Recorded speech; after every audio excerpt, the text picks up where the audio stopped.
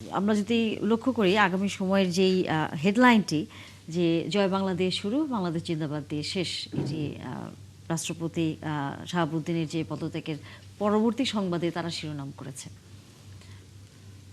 ধন্যবাদ আপনাকে এবং একাত্তর টিভির দর্শকদেরকে এবং সাথে যারা আমার সহ আলোচক রয়েছেন সবাইকে আসসালামু আলাইকুম। অনলাইনে যারা আছেন, দেখেন আগামীর সময় যে ইয়েটা করেছে এটা আসলে একটা অন্তর্নিহিত বার্তা আছে।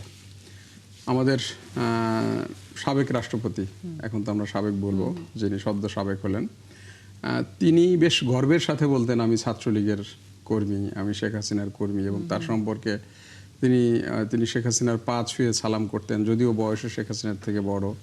তো এরকম একজন ব্যক্তি যিনি মানে নিজেকে সবসময় জয় বাংলার কর্মী হিসেবে দাবি করতেন, এবং মানে প্রেসিডেন্ট হওয়ার পরে তো সাধারণত একজন মানুষ তিনি দলের ঊর্ধ্বে চলে যান, তিনি জাতির প্রেসিডেন্ট হয়ে যান, কিন্তু তার আচরণটা ফ্যাসিস্ট আমলে এমনভাবে তিনি মানে প্রমাণ দিতেন বিভিন্ন বক্তৃতায় এবং অনুষ্ঠানে যে তিনি আসলে মানে এখনও সেই ছাত্রলীগ, এখনও সেই আওয়ামী লীগের সেই মানে ঝান্ডা ধারণ করে আছেন, সেটা প্রমাণ করতেন। তো সেই জায়গা থেকে জয় বাংলা। কিন্তু দুর্ভাগ্যজনক বিষয় হলো, বা ইতিহাসের নির্মম পরিহাসও বলতে পারি, যে সেই জয় বাংলার একনিষ্ঠ কর্মীকেও এক সময় বাংলাদেশ জিন্দাবাদ বলতে হয়েছে, এবং যিনি তার নিয়োগকর্তা তাকে ফ্যাসিস্ট বলে তার ভাষণ দিতে হয়েছে। তো এইভাবে হয়েছে, এবং এগুলো নিয়ে অনেক আলোচনা সমালোচনা হয়েছে, এগুলো নিয়ে অনেক কথাবার্তা হয়েছে। এবং যখন বিশেষ করে ৩৬ জুলাই অভ্যুত্থানের পরে এনসিপি মানে তখনকার বৈষম্য বিরোধী ছাত্র আন্দোলন বা আর ওই যারা ছিলেন তারা তার পদত্যাগ চেয়েছিল, তো বিএনপি তখন তার পদত্যাগে রাজি ছিল না, কারণ তার পদত্যাগটা অন্য একটা মানে দিকে টার্ন। বিএনপির বক্তব্য ছিল যে এটা আসলে অস্থিরতা সৃষ্টি, নির্বাচন পেছানো এবং অন্য কোনো বিষয়ের সাথে জড়িত। সো বিএনপি বেসিক্যালি তার যে প্রতি যে সমর্থন, এটা আমার কখনোই মনে হয় নাই। বিএনপি চেয়েছিল যে যেহেতু একটা অস্থির সময়ের মধ্যে দিয়ে আমরা যাচ্ছি, উনি যেহেতু আছেন, ওনাকে রেখেই নির্বাচনটা করে মানে একটা সেফ ল্যান্ডিং করে তারপরে তার দায়িত্বটা থেকে তাকে সরিয়ে দেয়া বা তিনি হয়তো চলে যাবেন, এরকম একটা চিন্তা করেছিলেন। কিন্তু যেহেতু আজকে তিনি বললেন নিজে থেকেই যে তিনি শারীরিকভাবে অসুস্থ, এবং কি রোগ তিনি সুস্পষ্ট ভাষায় বলেছেন, বিশেষ করে তিনি বলেছেন তিনি মাঝে মাঝে অজ্ঞান হয়ে যান। এবং আপনি জানেন যে কিছুদিন আগে তিনি লন্ডনে গিয়েছিলেন চিকিৎসার জন্যে, সেখান থেকে ফিরে আসার পরেই একটা গুজব ছড়িয়ে পড়ে যে তিনি সেখান থেকে সামহাও শেখ হাসিনার সাথে মানে যোগাযোগ করেছেন বা যুক্ত হয়েছেন, কোনো একটা আলোচনা হয়েছে। এবং আরও একটা বিষয় আজকে দেখলাম বেশ কিছু, আমি এটা মানে এটা ভেরিফাইড খবর না, বাট সোশ্যাল মিডিয়ায় বেশ আলোচিত হয়েছে যে এই যে রিসেন্টলি আপনার মানে শেখ হাসিনা দেশে ফিরে আসার হুমকি দিয়েছে, সেই হুমকির সাথে উনি দেশে ফিরলে ওনাকে দেয়া হবে, মানে প্রেসিডেন্সিয়ালি ক্ষমা করা হবে, এ ধরনের একটা কথা সোশ্যাল মিডিয়ায় এসছে। আমি শিওর না এ ধরনের বিষয়গুলো জড়িত কিনা বা বাস্তব ভিত্তি আছে কিনা।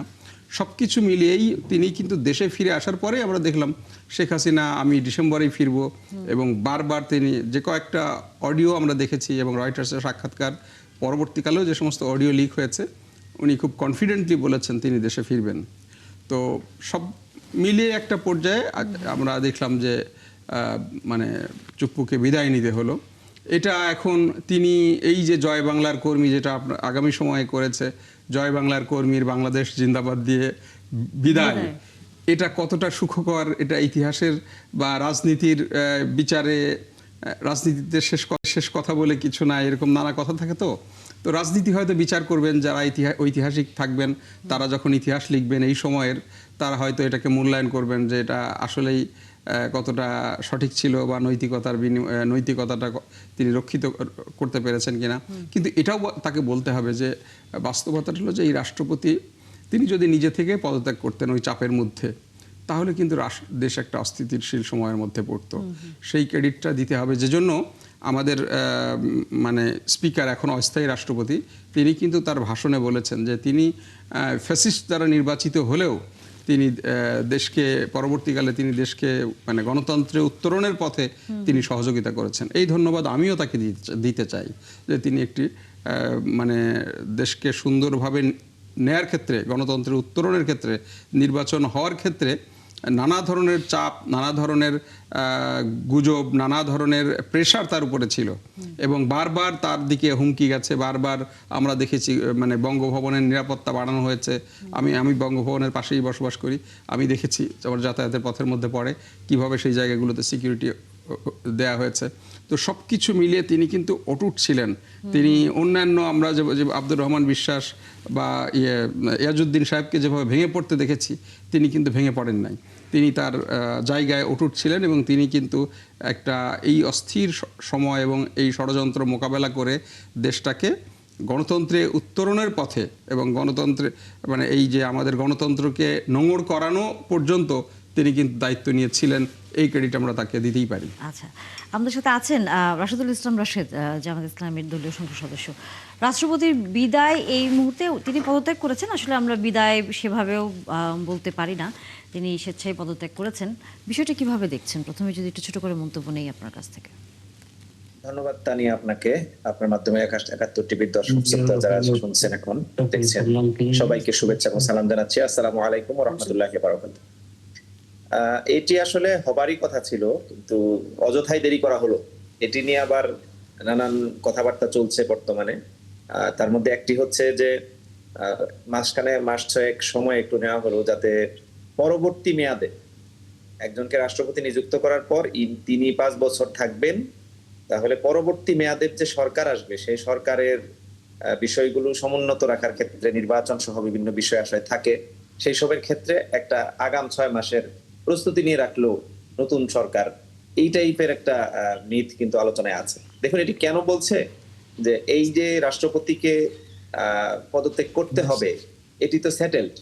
যেমন উনি আজকে লম্বা একটা চিঠি লিখেছেন, এত চিঠি তো লেখার কথা না। উনি যদি অসুস্থই হবেন এবং উনি যেভাবে বলেছেন যে তিনি গুরুতর অসুস্থ, তাহলে গুরুতর অসুস্থ হলে তো এত কথা লেখার দরকার নাই। উনি শুধু বলতেই পারতেন যে এই বিষয়ে আমি অসুস্থ, আমি সব মিলে পদত্যাগ করছি। উনি আবার পদত্যাগ করার পর গুরুতর অসুস্থ হিসেবে তিনি বেশ কিছু মিডিয়াতে অলরেডি দেখছি যে কথাবার্তাও বলছেন। আমি কিছুক্ষণ আগেই চ্যানেল 1 এর একটি প্রতিবেদন দেখে আসলাম, সেখানে তিনি কি কি করছেন বলছেন। তারপর হলো বিচার আচার এসব নিয়ে। দেখুন বাংলাদেশের মানুষ কেউই বিচারের ঊর্ধ্বে নয়, কেউ কি বলে আর কি পার পেয়ে যাবে না। এখন তিনি আর রাষ্ট্রপতি নেই, সুতরাং তার বিচারও করা সম্ভব আর কি। সাংবিধানিক কারণে একটা বাধ্যবাধকতা এতদিন ছিল আমাদের দেশে। বাট আমি মনে করি যে এখানে বিএনপি যদি শুরুতেই যেমনটি দাবি উঠেছিল সারা দেশে যে এই রাষ্ট্রপতিকে বিদায় করা, এবং সেই দাবিটি কিন্তু শুধুমাত্র আজকের না, 5 আগস্ট থেকে শুরু করে আজ পর্যন্ত। এখন অনেকে হয়তো প্রশ্ন করবেন যে 5 আগস্টের পরে তো অনেকেই আবার তার কাছে গিয়ে শপথ নিয়েছে, তার সাথে সাক্ষাৎ করেছে। দেখুন এগুলো সবই রুটিন ওয়ার্ক এবং এগুলো কিছুটা বলা যায় যে ফর্মালিটি। বাট আমরা আমার জাতি হিসেবে আমাদের জন্য গণভোট হয়েছে এবং জুলাই চেতনা যেটি, সেটি হচ্ছে যে যারা গণহত্যা চালিয়েছে এবং গণহত্যার পক্ষে যারা ছিল তাদেরকে কোনোভাবেই সুযোগ না দেওয়া। এবং আমরা সেটিকে জোর দিয়েই কিন্তু দেখবেন যে কি বলে সংসদের প্রথম অধিবেশনে রাষ্ট্রপতির ভাষণ সংক্রান্ত অপশন থেকে কিন্তু আমরা ওয়াকআউট করেছিলাম। এটির মাধ্যমে আমরা বলেছি যেমন যে সিদ্ধান্তটা দ্রুত নেওয়া দরকার, তেমনি বিএনপি কিন্তু আজকে সিদ্ধান্ত নিল এবং কিছু কথা গতকাল পর্যন্ত যেগুলো বিএনপির কি বলে বর্তমান সরকারের কর্তা ব্যক্তিদের পক্ষ থেকে বলা হয়েছে, মাননীয় স্বরাষ্ট্রমন্ত্রী, মাননীয় এলজিআরডি মন্ত্রী, ওনাদের কথাবার্তার মধ্যে কিছু বৈপরীত্য এদিক সেদিক আমি দেখতে পেয়েছি। এগুলো না বললে ভালো হতো, এগুলো বলে তো খুব বেশি ফায়দা হলো না এখানে। আরেকটা হচ্ছে যে এখানে তিনি যে লাস্ট কথা আপনি যেমনটি আলোচনা শুরু করেছিলেন, জয় বাংলা দিয়ে শুরু, জিন্দাবাদ দিয়ে শেষ, এটি তো বোঝাই যাচ্ছে যে স্ক্রিপ্টেড। এমনকি প্রথম অধিবেশনে রাষ্ট্রপতির যে ভাষণটা, এটি আমরা প্রথম দিকে পড়ি না, আমি পরবর্তীতে এসে পড়লাম। এখানে দেখলে বোঝাই যাবে যে এটি তার ভাষণ নয়। এবং তিনি আজকে কি বলে চ্যানেল 1 এর যে প্রতিবেদনটি আমি শুনলাম, সেটি শুনে আমার কাছে মনে হয়েছে যে তিনি তার যে বিগত অবস্থান, জয় বাংলার যে অবস্থান, সেখান থেকে তিনি এক চুলও নড়েন নাই। এবং এটি বুঝতে আমাদের বিলম্ব হলো। এর জন্য খেসারত দিতে হবে কিনা আমি আল্লাহই ভালো জানেন। তবে আমি মনে করি যে এখনো সুযোগ আছে এই বিষয়টিকে ফায়সালার জন্য একটা বিচারের আওতায় নিয়ে আসা তাকে। আচ্ছা, আমরা এই প্রসঙ্গে আসবো। কামরুজ্জামান রতন, সেটি হচ্ছে যে রাষ্ট্রপতি প্রথমত হচ্ছে কিছুটা সময় সবাই বলছেন যে আপনাদের সরকার গঠনের পর কিছুটা সময় পার হওয়ার পর তিনি পদত্যাগ করলেন। যেটি আসলে প্রশ্ন সেটি হচ্ছে যে অন্তর্বর্তী সরকার বা তারা 18 মাস ছিল, সেই সময় রাষ্ট্রপতির পদত্যাগের বিষয়টি নিয়ে এতটা জোরালো আসলে অবস্থান আমরা কাউকেই দেখিনি। হয়তো প্রথম দিকে কিছু আলোচনা হয়েছে, কিন্তু তারপর এখনকার মতো এত জোরালো অবস্থান আমরা দেখিনি। কেন সেটি আমরা তখন দেখিনি, এক।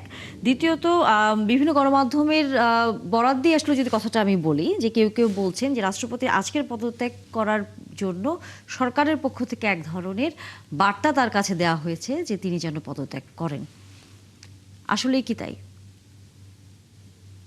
আমি যাকে নিয়ে আজকে কথা বলছি তাকে নিয়ে ইতিপূর্বে বিভিন্ন টকশোতে আমি কিছু কথা বলেছিলাম। আমি কখনোই তাকে ওই যে পরের যে অংশটা, যেটা সে প্রেসিডেন্ট হওয়ার পরে ওই নামটাকে কেটে দিয়েছে, ছেটে দিয়েছে, সেটা হলো চুপ্পু। যার নামের পিছনে চুপ্পু থাকে সে কি বাংলাদেশের প্রেসিডেন্ট হতে পারে? আমার কথা কি জানেন, মৃত লাশ নিয়ে যেরকম আমরা কখনো সমালোচনা করি না, রাজনীতিতে আজকে সে মৃত লাশ। তাকে নিয়ে আমি এতটুকু আজকে আমি বলবো, তাকে কারা কেন বানিয়েছিল? ওই ফ্যাসিস্টদের দলের মধ্যে এমন একজন লোককে বানিয়েছিল, তার সে একজন নৈতিক স্খলিত একজন লোক ছিল। বিশেষ করে যে যখন সে চাকরি করত একটা গ্লোবাল মানে এনআরবি গ্লোবাল ব্যাংক লিমিটেডে, 2 লাখ টাকা তার বেতন ছিল এবং ওইটা যেন 3 লাখ টাকা করা। এই জন্য সে তখন তৎকালীন ফ্যাসিস্ট হাসিনার পা ছুঁয়ে সালাম করার মতো তার নৈতিক এত মানে কি বলবো, যেটাকে ভাষায় উচ্চারণ করা যায় না। তো ওই ব্যক্তিটাকে কেন প্রেসিডেন্ট করা হলো? ওই ফ্যাসিস্টদের কি এত আকার লেগেছিল যে তার মতো লোককে, নৈতিক বিবর্জিত একটা লোককে, মানে কোনো কন্টেস্টে সে বাংলাদেশের প্রেসিডেন্ট হওয়ার মতো যোগ্যতা নেই। সুতরাং এই লোককে আজকে চলে যাওয়ার পরে আমি তাকে মৃত লাশ বলছি রাজনৈতিকভাবে, এবং নৈতিকভাবে তাকে আমি কখনোই পছন্দ করব না অন্য একটা কারণে। আপনি আমার একটা ছবি দেখেন, এই ছবিটা আমি দেখালাম, ছবিটা কি দেখা যায় বলেন তো? দেখেন তো, টুপু হওয়ার পর ওমরাই গিয়েছি, এই যে যার সাথে গিয়েছে ওর নাম হলো স্যার নিয়াবাত আসলাম। আসলে ওর স্যার নিয়াবাত, এটা আপনারা জানেন যে ওই তৎকালীন শেখ মুজিবুরের আত্মীয় ছিল। এই আত্মীয়তার নাম ভাঙিয়ে ওর নাম হলো আসলাম। ও একটা রেন্টে কারের ব্যবসা করতো, মানে রেন্টে কারের না, একটা পুরনো মানে কি বলবো রিকন্ডিশন গাড়ির ব্যবসা করে, কার সিলেকশনের। এই ব্যক্তিটার একটা এক্সাম্পল দিব, এক্সাম্পলটা আমাকে দিতেই হবে, জাতিকে আজকে জানাইতে হবে। আমি একটা গাড়ি কিনতে ওর এখানে গিয়েছিলাম, তো ও জানতো যে আমি বিএনপি করি। ও কোথাও কোনোদিন রাজনীতির মানে কোথাও কোনো কন্টেস্টে আমাকে ওকে সাজেশন দেওয়ার কথা না। আমাকে বলে কি এভাবে ঘুরে ঘুরে কোনো লাভ নেই, আপনার দলকে বলেন আমি প্রেসিডেন্টকে ও মামা বলতো বা মামা সুজাই বলতো, আমি তার সাথে বসাই দেব। আপনারা দেখেন 30-40 সিটের একটা বিএনপি বিরোধী দল হইতে পারেন কিনা। দিস ইজ চুপ্পু আর দিস ইজ আসলাম। তো এখন বলেন এই আসলাম এই মানে অন্তর্বর্তী সরকারের সময় সে সর্বোচ্চ সংস্থা কর্তৃক অ্যারেস্ট হয়েছিল। এই ব্যক্তিটাকে যদি ধরা হয়, সে যখন এই যে ফর্মার এন্টি করাপশন যখন কমিশন ছিল, কত জন থেকে কত টাকা নিয়েছে, এবং তেজগাঁয়ে তার একটা জায়গা ছিল, ওইখানে সে বসতো। এই 2 ব্যক্তিকে যদি ধরা হয়, ওর যে অবৈধভাবে উপার্জিত টাকা, এই 2 ব্যক্তিকে ধরলেই আমি আপনাকে দায়িত্ব নিয়ে বলছি, ওর অপকর্মের সমস্ত কারণ বিভিন্ন জনকে নিয়ে এই 2 জনই প্যাকেজগুলো করত, এবং এই মানে এন্টি করাপশন থাকা অবস্থায় ও যে কত টাকা মানুষকে গলা টিপা দিয়ে পেটা পাড়া দিয়ে নিয়েছে এগুলো বেরিয়ে আসবে। এবং আরেকটা জায়গায় বলতে যে বাংলাদেশ তো এখন তো অনৈতিকদের জায়গায় চলে গিয়েছে, ওর একটা গাজীপুরে একটা মনোরঞ্জনের জন্য আরেকটা জায়গা ছিল। এই আমি যে 3টে ইনফরমেশন দিলাম, এই ব্যক্তির যার চরিত্রের মধ্যে যার এতগুলো মানে বৈশিষ্ট্য, তাকে নিয়ে কোনো কথা বলছি না। আজকে সে যাওয়ার পরে যে যত উচ্চারণই করুক, যদি তাকে বিচারের আওতায় আনা হয়, এবং এই ব্যক্তি বাংলাদেশে যখন গণহত্যা হলো, সে তার এই প্রেসিডেন্টের সর্বোচ্চ জায়গা থেকে একদিনের জন্য তার নৈতিকতার জন্য, এই গণহত্যার জন্য সে তৎকালীন ফ্যাসিস্টকে কোনো ধরনের বারণ করেননি। এবং সে যতদিন টিকে ছিল, সে মনে করেছিল গণতন্ত্র উত্তরণে তো তাকে এই সরকার ব্যবহার করেছে। দেখেন, যে যত কথা বলুক, আজকে তো আমার যে রাশেদ ভাই যে কথাটা বললেন, রাশেদ ভাই আপনারা তো মানে মানে কি বলবো, সবসময় রাজনীতিতে মানে এত মানে সিদ্ধ অন্বেষণের দরকার।